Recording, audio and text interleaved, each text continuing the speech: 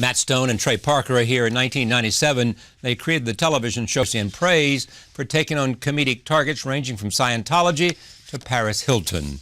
Now Stone and Parker have written and directed their first Broadway musical. It is called The Book of Mormon. They call it their atheist love letter to religion. I am pleased to have both of them back at this table. Welcome. Thanks for having us again. Good to be back. Yeah, it's my pleasure. March 24th, it sort of officially. Yeah, it's crazy because we've been working on it for 7 years and we don't work that long on anything. So this is it's crazy to work that long on something and then suddenly it's time. It's done. It's right. Yeah. I don't know. Yeah, it's ripe as it's gonna get. It's right. It's right, isn't it? It's right. What do we mean by right? I mean, we're ready to. It's a full term thing. It's come to. Yeah. It's been 9 months or 9 years. Or, yeah. It feels like about a year and a half ago, we'd been working on it as our other project for a long time. Yeah. And we finally, about a year and a half ago, we were like, well, we just got to do this or not. So it's been a lot of work the last year and a half. So I know you've told this story before, but tell me where this idea came from. In 2004, we were doing Team America, this marionette puppet movie that we did, and we were in town. We were in New York City, and Scott Rudin told us about this puppet Broadway musical called Avenue Q. Right. And we thought, oh no, someone else did marionettes, because we thought marionettes was such an awesome idea. It's like someone's going to steal it, or I don't know what we're thinking. Yeah, so we went and saw Avenue Q, and we both loved it. And we looked in the playbill, and Bobby Lopez, one of the co-writers of it, had thanked us. And we didn't even know who he was or anything. Yeah. So we thought it was very weird to find ourselves in the playbill. Yeah. And why did they thank you? Well, what was crazy was we kept watching, and we really loved the show, and I've wanted to do musicals since I was a kid. So as it was getting done, we were both like, oh, this is the kind of thing we should do something like this. And and Bobby was there that night, so we met him, and we're like, oh, nice to meet you. And we're like, we got to ask, why are we in the playbill? And he said, because it was the night that I saw the South Park movie that I said, I want to do something like that. And so it was just this crazy thing. And that night we went out and just started talking about, what interested us. And Mormons came up very quickly, as it always does with us. And he had a big interest in Mormons too. And it just seemed so natural to So why does Mormons always come up very quickly for you? It's just, for us, it was simple because growing up in Colorado, we're right next to Utah. We knew a lot of Mormons growing up. We'd heard the stories. Yeah. And, it was the same story. You heard about UFOs and cattle mutilations and Mormons, growing up. It's just like growing up in Colorado. And so you said, let's do a musical about Mormons. Yeah. Mm-hmm. So you started writing. Yeah. So we started writing. One of the first things we did was we went and took a field trip to Salt Lake City. Yes. Because we had been there a bunch, but Bobby had never been there. Yeah. So we went to Salt Lake City. We did some tour group stuff. We went to Temple Square. Talked to a lot of missionaries. Yeah. And then we talked to a bunch of missionaries. So this is great. So you'd go to places like a coffee shop, and you'd say to them, any missionaries here? And everybody, me? Oh yeah, no. We'd be at a restaurant and we'd be like, oh, no, talking around ideas, and we're like, oh, and maybe one of the missionaries, is kind of like hiding out the fact that he's maybe gay inside, and we're talking to the waiters, we're like, do you know anyone who is in a mission who maybe is gay now? And they're like, how many do you want? Just like, next thing we know, we're talking to like 8 different people, who are. You had a story. Yeah, we had a story. Post-collegiate, waiters in Salt Lake City. Most of them had been Mormons. Yeah. So you decide to do it not in Salt Lake, but in Uganda? Well, the first thing we talked about, the first time we met Bobby, the first thing that came out of all of our mouths was Joseph Smith, the musical. Right. And following Joseph Smith from upstate New York to Ohio and Illinois, and then eventually he dies there and the Mormons make it to Salt Lake City. And we just started thinking, we don't want to do a musical with covered wagons and that pioneer. We just don't want to do that. We want to do something more contemporary, and somehow we got onto missionaries. Because missionaries are how that's a lot of people's first experience with Mormons, is they come to your door and ring your doorbell. And the missionaries have that job to tell you about Mormonism. So that's how we got on this idea of doing something about missionaries. And then send them to a place on earth that is just the polar opposite of where they grew up, in the suburbs of Salt Lake City. And that's Uganda. And for us, it's like, we said it in northern Uganda because that's the humanitarian crisis there, but it's supposed to be that place on earth when you read about it, you go, God, those poor people, can they get a break? They have this and this to deal with, and they're poor, and they got famine, and they got war. And somebody arrives to convert them. Yeah. Yeah. And it was such a natural coming of age story, because once we were reading about how the whole missionary thing works, where these young kids will be, a lot of them go to the missionary training center in Provo, and they'll spend several months learning the language of where they're going to go, and then they're sent somewhere across the world or somewhere definitely far from home, and then they're paired with someone that's their companion, that's their mate, and it was like such an obvious Broadway love story, here's our couple, and so it just seemed like such a natural coming of age story that would fit so perfectly into a musical. So why is this an atheist love letter to religion? Well, Matt says that because I don't really consider myself atheist, but What do you consider yourself? I have A no believer. idea.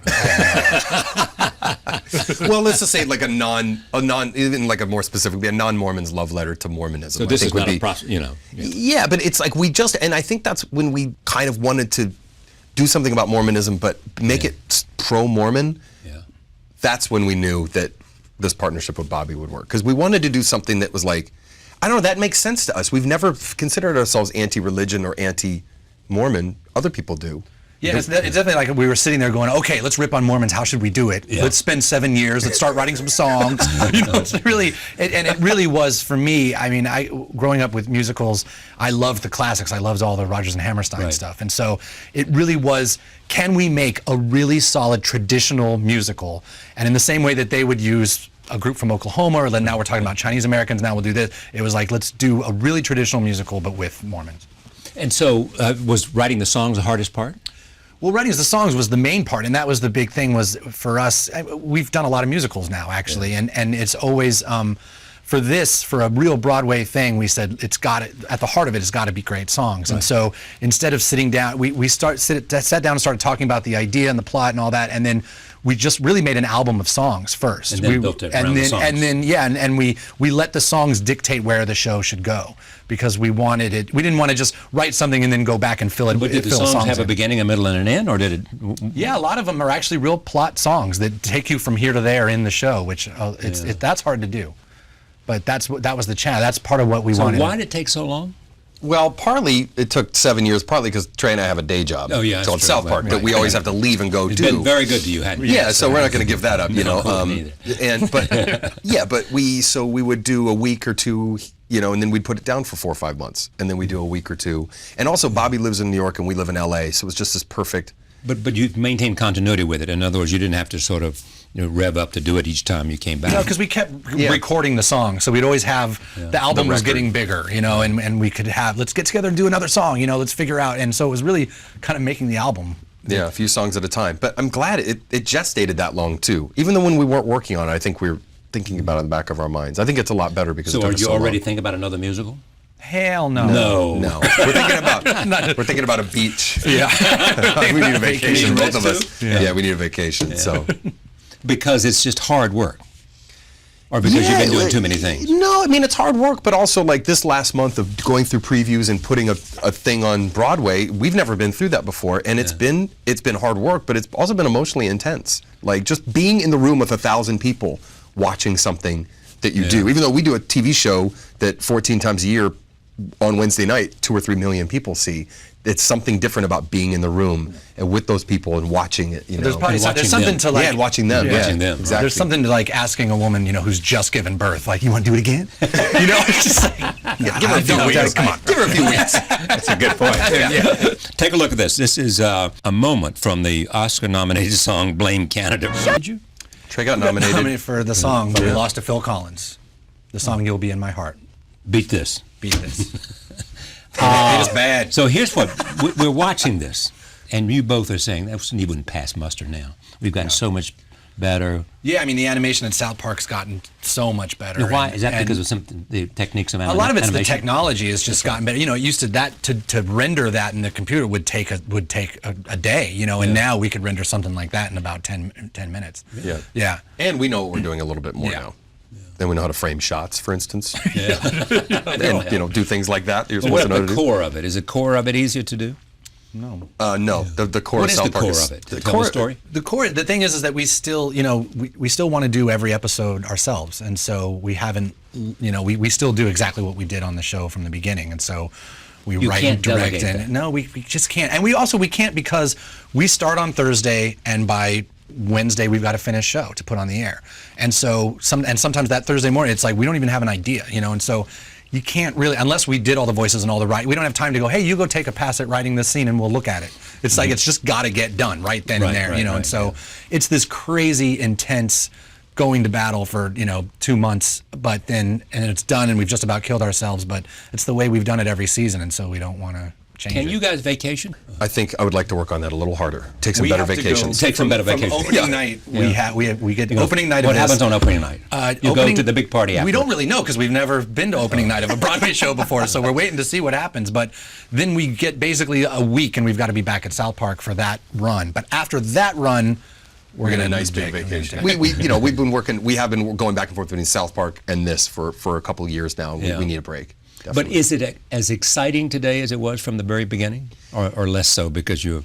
Yeah, I mean, at the heart of what some of the stuff, like I guess seeing yourself on TV, it's like now we've done that, or seeing your work on TV, like there is a little bit of we've been there, done that. But I think the heart of when we get excited about a show still comes down to when we're in the writers' room and we make each other laugh really hard about something, and that kind of is exactly the same as it was when we were 19 or 20 years old, and then you've got something. Yeah. And then the elation of knowing something works as a joke. The joke, an idea or a concept, right. and that's where we're like, okay, that's great, and that still totally is exciting. And how about the moment when you went on Jon Stewart and he said, "Oh, man, I loved it." That was, I mean, he's on the same network as us, so I think he had to say that. No, I mean, we actually saw him at intermission. And, really? Because we had to go every night. We were in the previews stage, so we had to sit and watch our show like 50 times in a row every night, and so. And we knew he was there, and he knew sort of where we were at intermission, and he came back just gushing even then, and we're like, oh, it's cool that someone like Jon loved it that much, It proved that okay, but even just the audience in general, we don't get a lot of. We get to finish South Park in the middle of the night on an Avid and sort of put it out there and go to bed, and then we can sort of read on the internet what people thought about it. But having this experience where we can be there at the back of the house every night and hear the audience laugh is something we haven't gotten to experience very much. So it's pretty fun for us. You two working together, has that changed? Not really, not the way we work together. No, not the way. I mean, it's always kind of different. It's like it's always kind of changed depending on what we're doing. And a lot of times, like Trey's the director. And sometimes it's, a producer-director relationship. A lot of times it's just a writing team relationship. Right. Sometimes we're going on Charlie Rose, and it's just two friends going on Charlie Rose. Exactly. Honestly, that's the truth. So it changes kind of depending on the situation. But I think it's good. We come from our first thing we did was independent film. In an independent film, you just do it. You just get the camera. Somebody picked up the camera, and somebody do that. And you do it first, and then you figure out what you call that later, and that's kind of always been our ethic. It's served us well. How long have you had a relationship with Scott Rudin? We've had a relationship with Scott Rudin since. Actually, it was great. I like the way I phrased that. It was actually no. It was funny. We did in college. We did a musical called Cannibal the Musical. Yes. It was sort of just like a really a senior thesis film, and. He saw that. He was already kind of already a very big shot at Paramount, and he saw that little independent film and called us in. And we were sitting there in his office in Paramount, right out of college, just going, like, and he right away was like, hey, I want to work with you guys, and we're like, okay, so, and then we started working on something, and then we're like, well, we got this thing, we can do this TV show, and he's like, why would you ever want to do a TV show when you can do a movie? It was pretty funny. So okay, we'll do a movie. Yeah, he's like, a TV show will never be that big, and we're like, yeah, but it's this thing called South Park. It's just we're gonna do 6 episodes, and then we'll be done with that, and then we can do a movie. Is he the person in your guys' professional life who will say, this doesn't work, this is not funny? Oh, but that's all he says. It's not funny. That's all he says. That's what he says all the time. This is not funny. You can do better. You can do better.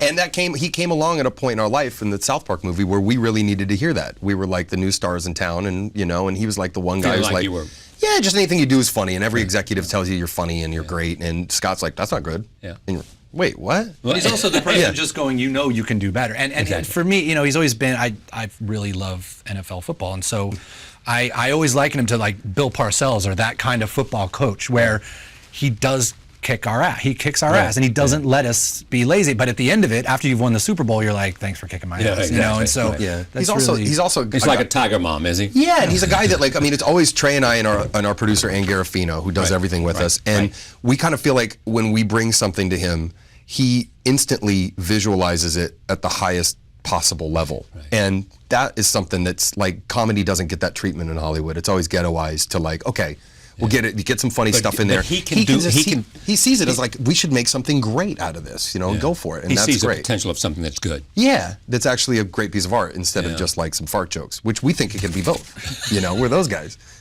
Can they really be art? Yeah. Oh, yeah. Oh, yeah. Yeah, so yes. Yeah, We made a lot of money off of it. Yeah, indeed.